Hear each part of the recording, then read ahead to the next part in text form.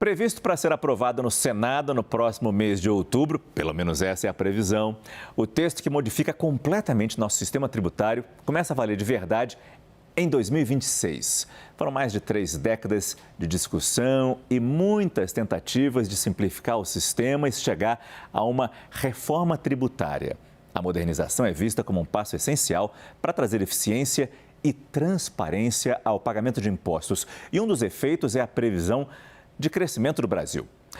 Vamos entender os benefícios na economia no quadro Fatos Primeiro com o nosso editor Marco Antônio Mendes. Marco, boa noite. Oi, Márcio. Boa noite para você, boa noite para quem nos acompanha. A gente sabe que o Brasil tem tributos demais, complexidade demais para calcular e pagar os impostos. É um cenário de dúvidas e também de incertezas, né?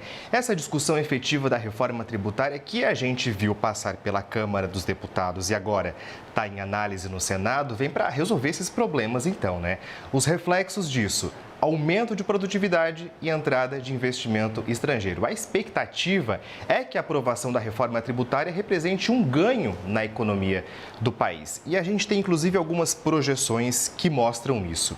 Um estudo da Universidade Federal de Minas Gerais indica que a economia brasileira deve ter um crescimento adicional de 12% em 15 anos. Isso seria o equivalente a R$ 1 trilhão a mais no PIB do Brasil.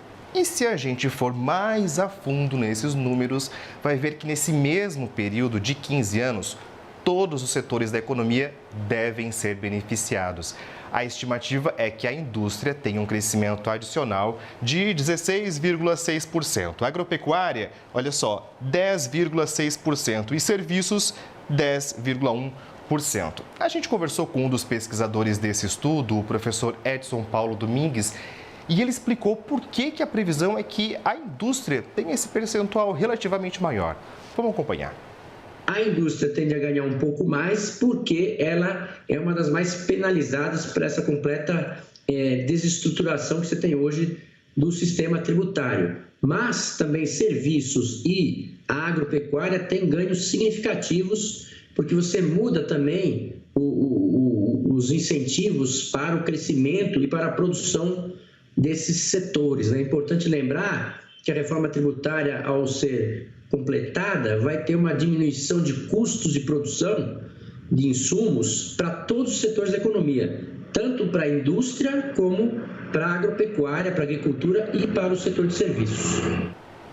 O texto da reforma tributária, se aprovado no Senado agora em outubro, né, ainda vai ter um período para que leis complementares sejam discutidas. E ela começa a valer mesmo a partir de 2026 como um ano de teste.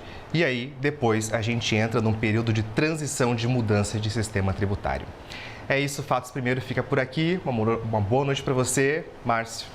Muito obrigado, Marco Antônio Mendes, nosso editor do quadro Fatos Primeiro, que durante todo esse tempo nos ajudou a entender mais os desafios dessa reforma tributária. O quadro pode acabar agora sobre esse tema, mas definitivamente vamos continuar acompanhando muito de perto todas as discussões no Senado, todo esse período de transição, claro, depois da aprovação no Senado, mas principalmente a questão das leis complementares que o Marco acabou de nos falar.